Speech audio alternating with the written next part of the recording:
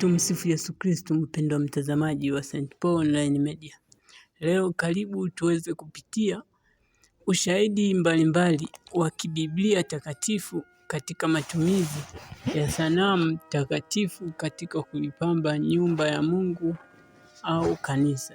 Kwa mujibu wa kanisa Katoliki, katika kanisa Katoliki matumizi ya sanamu, picha, sanamu za watakatifu, sanamu za Bikira Maria na malaika.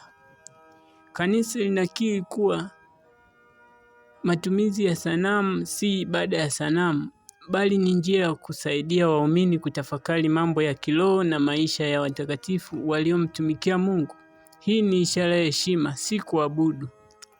Ushahidi kutoka katika Biblia takatifu kuhusu matumizi ya sanamu takatifu kama ishara. Kitabu cha kwanza Kutoka sura ya 25 mstari wa 18 hadi wa 22. Hapa tunaona Mungu anawaagiza Musa kutengeneza kerubi wawili wa dhahabu juu ya sanduku la agano. Ninanukuu, nawe fanya makerubi mawili wa dhahabu, watakuwa kwenye pande mbili za kiti cha rehema. Mpendwa mtazamaji, huu ni mfano wa Mungu mwenyewe kuagiza sanamu za malaika katika hekalu lake. Tukirejea katika kitabu cha Hesabu sura ya 21 mstari wa 8 hadi wa 9, Mungu anamwagiza Musa kutengeneza nyoka wa shaba. Na nukuu, mfanyie nyoka wa moto, umweke juu ya mti. Itakuwa kila mtu aliyeumwa atakapomwangalia ataishi. Hii ilikuwa ishara ya wokovu, na Yesu mwenyewe aliilinganisha na msalaba. Tukiangalia kitabu cha Yohane sura ya 3 mstari wa 14. Pia katika kitabu cha kwanza cha Wafalme sura ya 6 mstari wa 23 mpaka wa 29.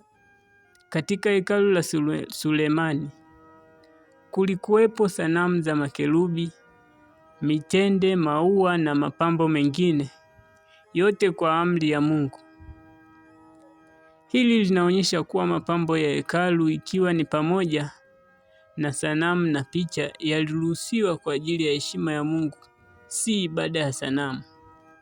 Tukirejea katika kitabu cha Wakolosai sura ya 1 mstari wa 15, na nukuu, Yesu ndiye mfano wa Mungu asiyeonekana.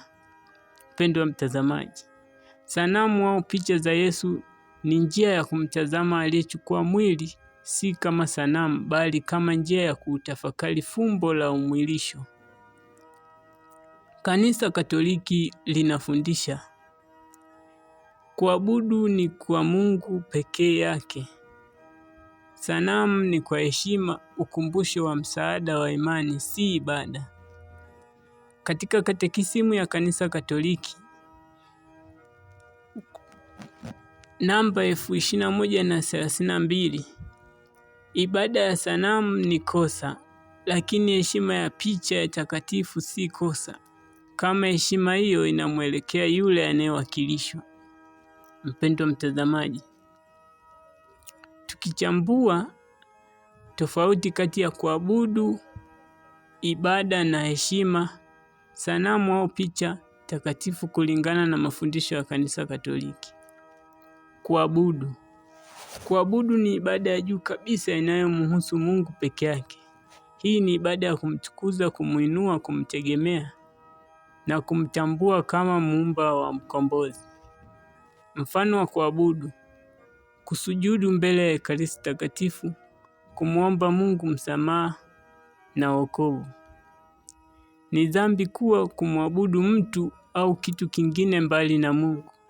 Rejea kitabu cha Kutoka sura ya 20 mstari wa 3 mpaka wa 5. Namba 2. Heshima. Dulia au hyperdulia. Dulia ni heshima inayotolewa kwa watakatifu kwa sababu maisha yao ya utakatifu na uaminifu kwa Mungu.